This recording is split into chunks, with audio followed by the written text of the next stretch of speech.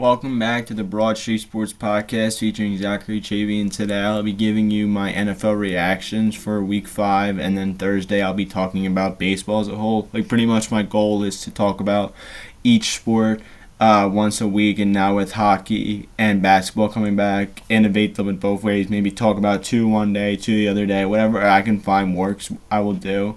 But as right now, I'm just going to talk about for the NFL today, every game that went on from Thursday Night Football to Sunday Night Football, and what I expect for Monday Night Football. And then on Thursday, maybe some of the ALDS and NLDS series will be over, but it should be interesting to see what happens there. The Phillies, I'll make a little comment about them at the end of the video.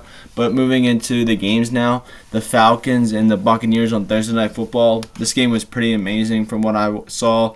The Falcons, they just went out there and asserted their dominance on offense. Kirk Cousins actually had his first real good game with Atlanta. He had over 500 passing yards and was just able to get it to guys like Drake London and Cardell Hodge. What a game for him. He had to come in for a couple plays for Drake London, and he had to touch the game winner in overtime and had a couple huge catches when London was out. Darnell Mooney also had a great game. Kyle Pitts was in the receiving game. As a whole, the Falcons' offense looked like they were firing on all cylinders, which is a great sign for them. And then for Tampa Bay, Baker played another great game. He had an interception, I believe, but at the same time, he did what he needed to do. And at the end of the day, they didn't get the win, but their offense still looks like it's very good. Bucky Irving looked good. Rashard White actually looked really good for a while.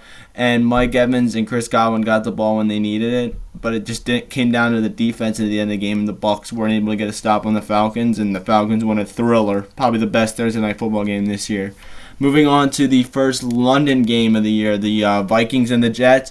The Vikings got a win over the Jets, so they've moved to 5-0. If you would have told me Sam Darnold's 5-0 to start the season, I would have called you crazy. But I mean, they're just playing their style of football, and it works. And Kevin O'Connell is innovating his way of offense into this team, and it's working. It really is.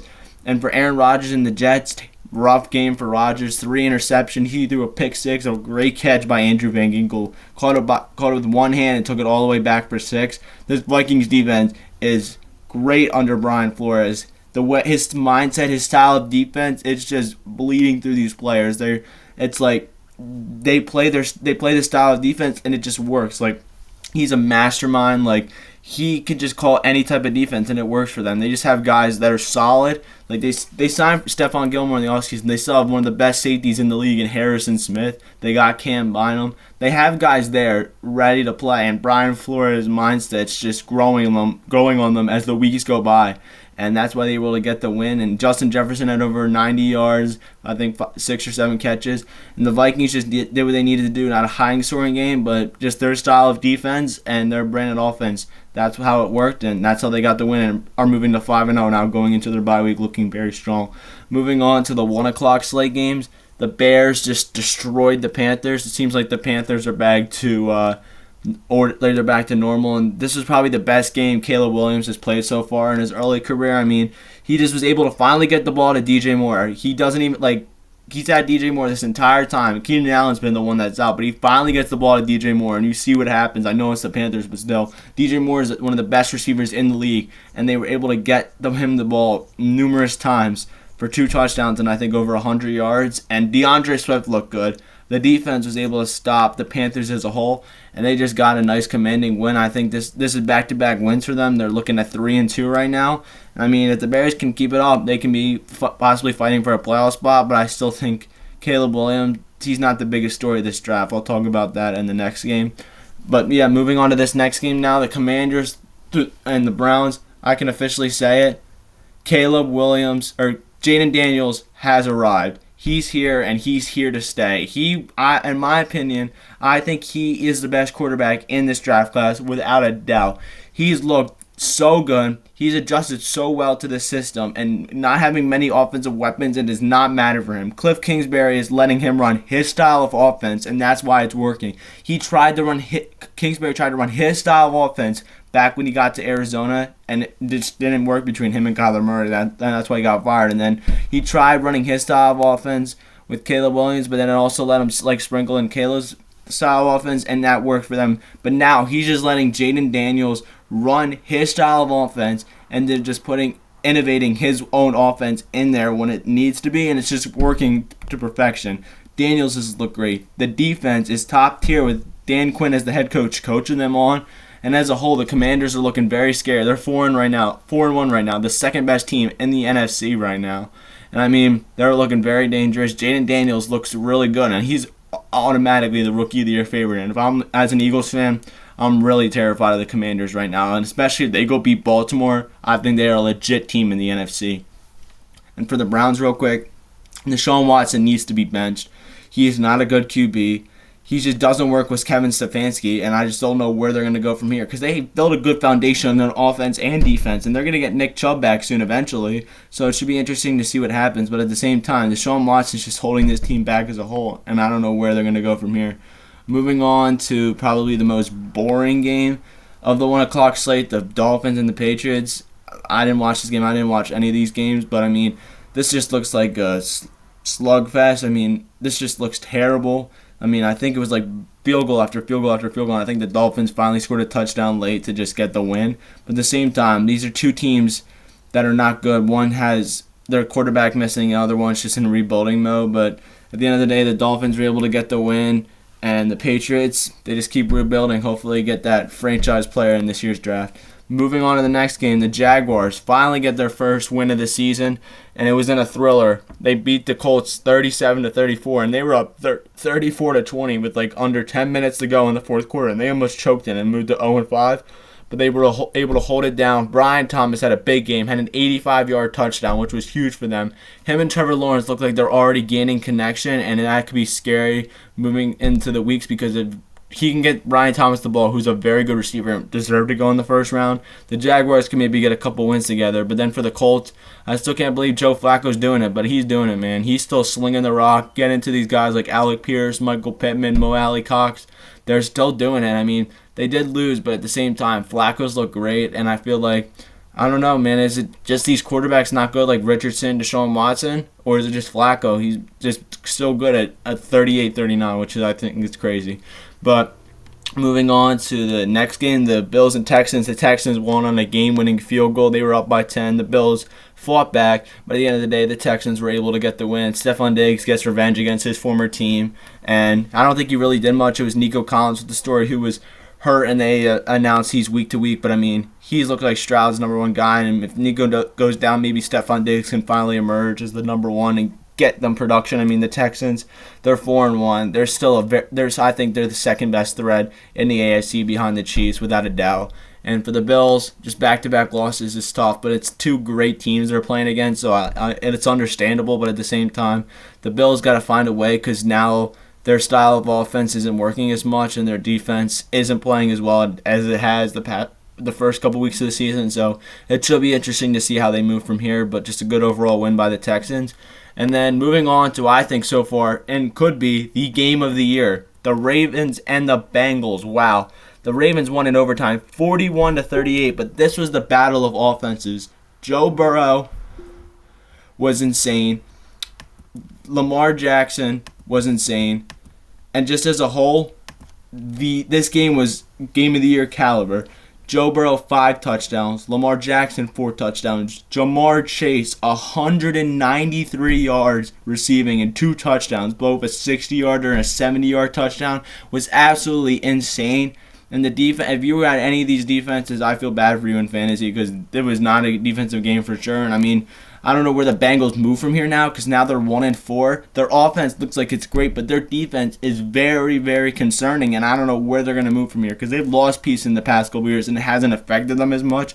But now starting slow and not having a great defense has really affected them. And I don't know where they move from here. But overall, game of the year right there, and just amazing to see those two teams battle out an AFC North matchup, which was an insane battle.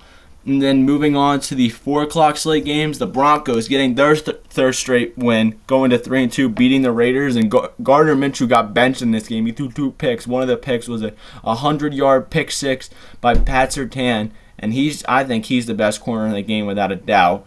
And Riley Moss, the other interception, the rookie getting his first. And overall, the Broncos are just playing well right now. Their defenses look great. their offense is doing what they need to do, and they've won 3 straight games because of it. So it's very good. It's very good for them to rebuild a young, up and coming team doing unexpected things is always great to see. But the Broncos just getting the win, and I don't know where the Raiders go because Devontae Adams didn't play again because he's obviously with all the trade talks and stuff. I could see him getting traded the next couple weeks or so. But this Raiders team, I could just see a full rebuilding coming. I saw it at the beginning of the season, but I don't see them doing much moving on from here. And then moving on to the Cardinals and Niners. I mean, the Niners, they choked another 10-point lead against another NFC West team. And the Cardinals, they just went into San Francisco, came back, and were able to win a thriller at the end. I saw the last ending of it. Pretty insane from the Cardinals overall, and they were just able to go into San Francisco. And this is a concerning sign for San Francisco not being able to close games in the clutch. And I know Kyle Shanahan has been able to do it in the postseason, but it being concerning in the regular season, that's very concerning to me. And I feel like I don't know where they move from here, but I mean, both teams are 2-3, and that division's just been very weird, the NFC West as a whole. Talking more about the NFC West, the Seahawks, I don't know what the heck happened, but the Giants go into Seattle and beat the Seahawks. I saw the end of the game there. The Seahawks were trying to tie the game up, and Isaiah Simmons blocked the kick, and the Giants took it back for a touchdown. And I mean, the Giants just played their style of football. I thought this game was over because I saw the Giants pull the Giants and fumbled at the 1-yard line, and Rayshon Jenkins took it all the way back 99 yards for a touchdown. But the Giants were able to just battle back, especially without Malik Neighbors and Devin Singletary. Daniel Jones was able to get the ball to Darius Slayton. Tyrone Tracy had a big game for them. And overall, the Giants just were able to go into Seattle and get a huge upset, in my opinion. And then moving on to the next game, the Packers and Rams. The Packers just go in there and survive pretty much. It wasn't the greatest game, but the Packers just played their style of football. They didn't have Christian Watson. Romeo Doubs didn't do anything. Jaden Reed just looks like their best offensive weapon right now. But then Tucker Kraft had a big game for them. He had 2 touchdowns, close to over 100 yards.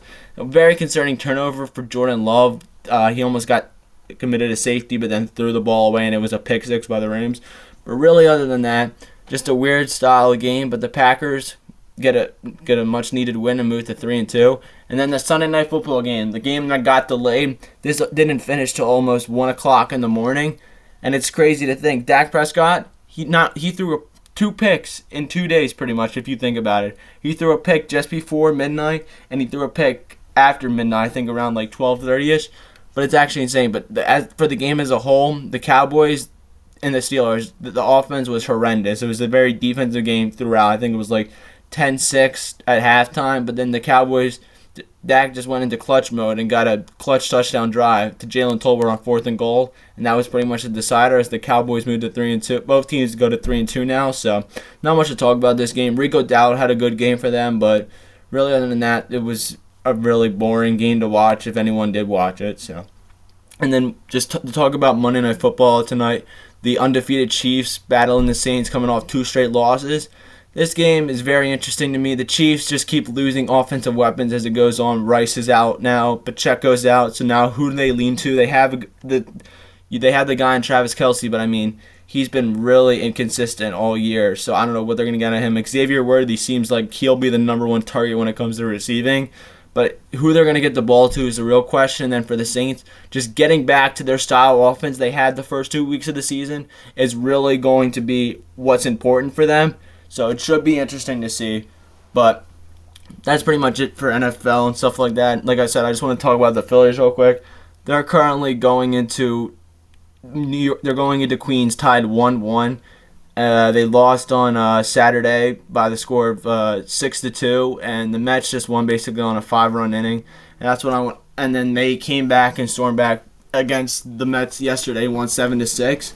And I just want to talk about it real quick.